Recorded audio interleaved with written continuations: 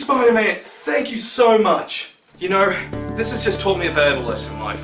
I'm gonna stop cheating on my wife, I'm gonna start paying my taxes, I'm gonna renew my car registration, and it's all thanks to you. That's great and all, but you shouldn't have said that with the cop behind you. Ah, crap.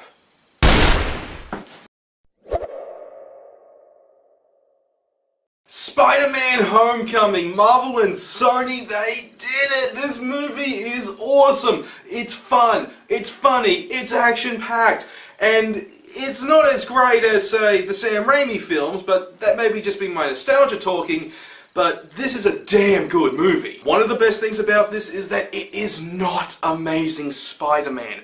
The humor here is actually good.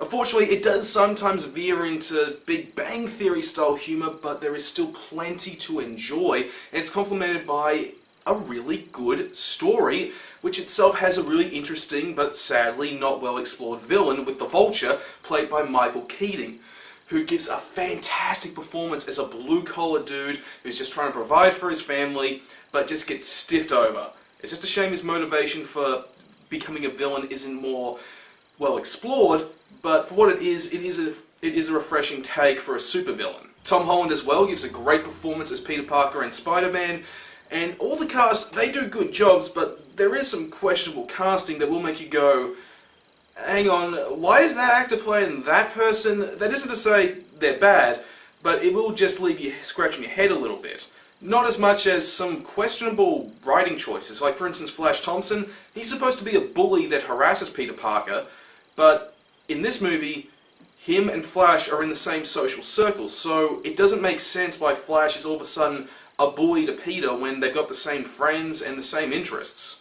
There's also some minor continuity issues that'll make you go, hang on, didn't that happen already, or wait, isn't this supposed to be before that, or what's going on? But other than that, the story is crystal clear, if a little blurry in some areas. And the action, oh man, is it good! And there's even some dark slapstick, which shows the death of one nameless character in particular that will either leave you grinning like I was, or a little scared if you're not genre savvy. As it is, Spider-Man Homecoming is a solid movie and a nice refreshing take on Spider-Man that some people say is more true to the comics and other people say is just good in of its own right. It is good. It's flawed here and there, but then again, name me something that isn't. It's a shame though this isn't a classic like the original Sam Raimi Spider-Man films, but at the very least, it is not the crap Mark Webb and Sony Pictures put out before. Spider-Man Homecoming, this movie is awesome, it's worth watching.